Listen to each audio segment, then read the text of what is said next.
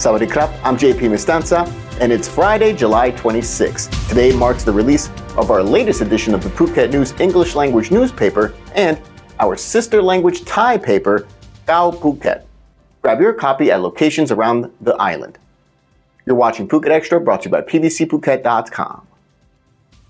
A fatal crash that saw a pickup truck slam into a motorbike and then wipe out several shops at the bustling Muang Mai market this morning resulted in one person losing their life and 5 others rushed to the local hospital with injuries.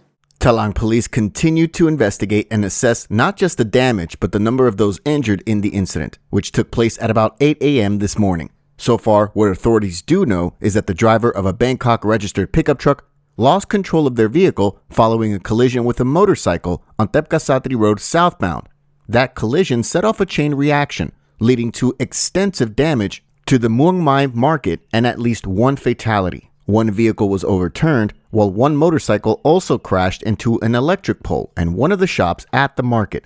The pickup truck itself slammed into several roadside stalls at the market and at one point overturned onto its side. Later in the afternoon, Talang police confirmed that 5 people were injured and 1 person died in the incident. The injured have been taken to local hospitals for treatment, all of whom, according to authorities, are women. The motorbike driver luckily managed to escape without any serious injuries, according to reports.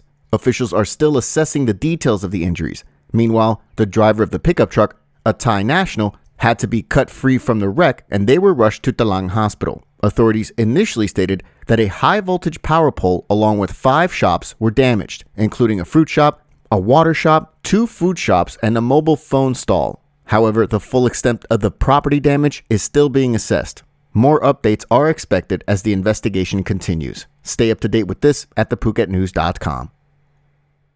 Phuket has the unfortunate distinction of having the highest rate of dengue infections in the upper Southern Thailand provinces.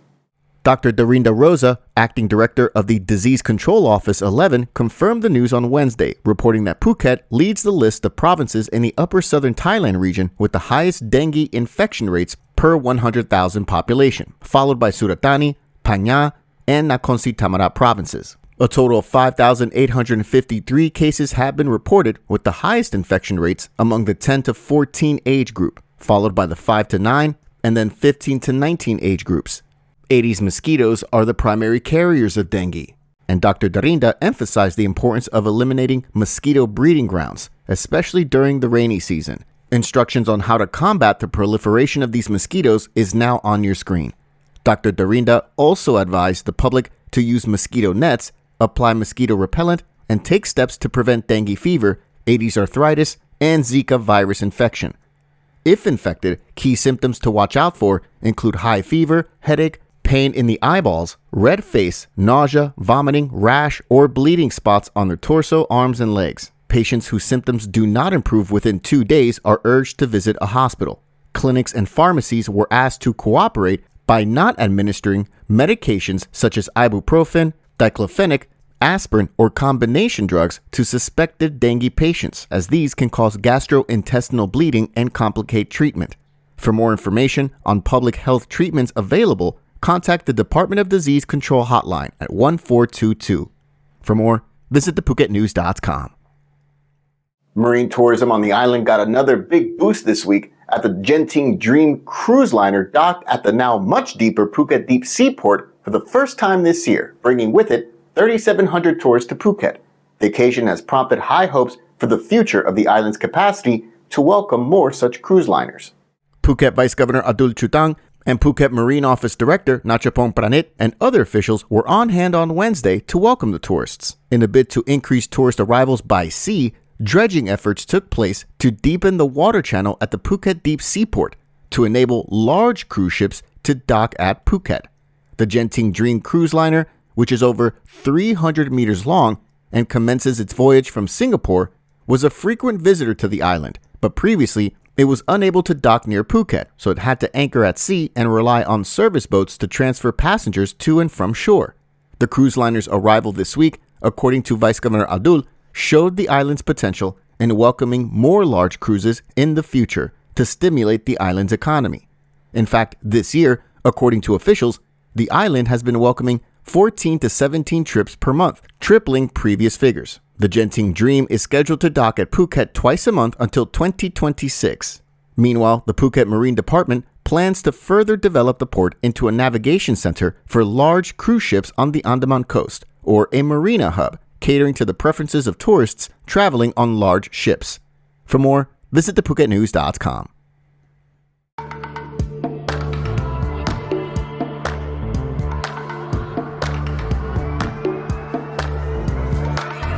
I was sure that it'll be easier to clear you from my mind. I wish you fall out from the window, take a bad trip to the ground. Ooh.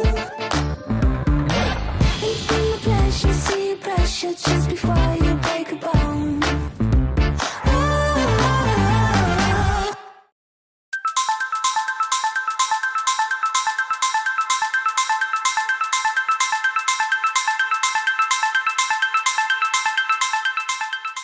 The Thai Lawyers for Human Rights organization is confirming that activist and human rights lawyer Arnon Nampa will be remaining in jail for much longer after he was sentenced on Thursday yet again to another 4 years in prison for lese-majeste, or insulting the monarchy, and violations of the Computer Crime Act, basically by posting on social media. The 39-year-old activist lawyer, who had been a key figure during the 2020 anti-government protests in Bangkok that called for reform of the monarchy, he is already serving out his sentences on other royal defamation convictions at the Bangkok Remand Prison.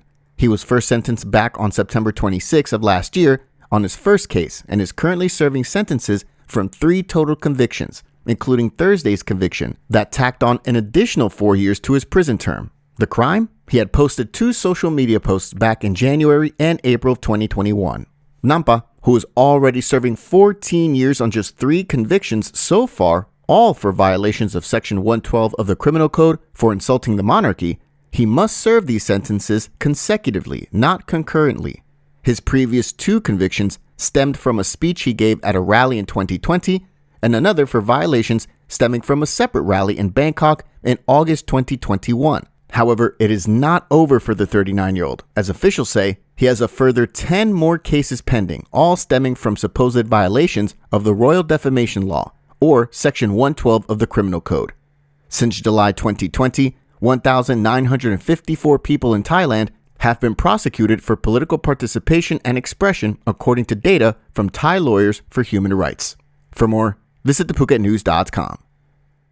It's time for the annual 2-month closure of the world-famous Maya Bay, which will close starting on August 1st for natural rehabilitation during the monsoon season.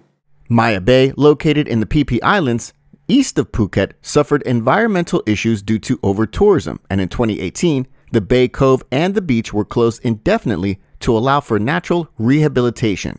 Then, in 2022, after almost 4 full years of closure, Maya Bay was allowed to reopen to tourists, but tourism significantly was scaled back with strict regulations to protect its natural resources. The bay had once welcomed anywhere between 6,000 and 7,000 people per day before 2018. But when it reopened in 2022, only 300 visitors were allowed per hour. In addition, wooden boardwalks were installed and restrictions on where tourists can go were put in place.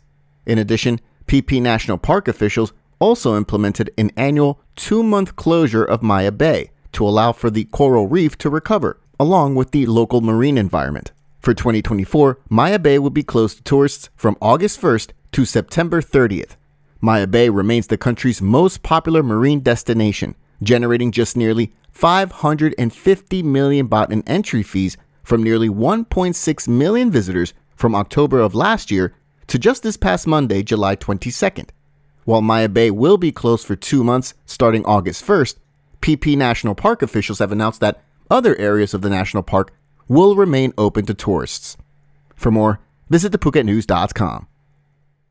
Thank you so much for joining us here today and this entire week with us here on Phuket Extra, brought to you by pbcphuket.com. Please note that Monday is a public holiday, which means that the immigration offices will be closed. There is no ban on the sale of alcohol. However, we will be off for the public holiday and we'll be back on Tuesday. Until then, stay classy, Phukets.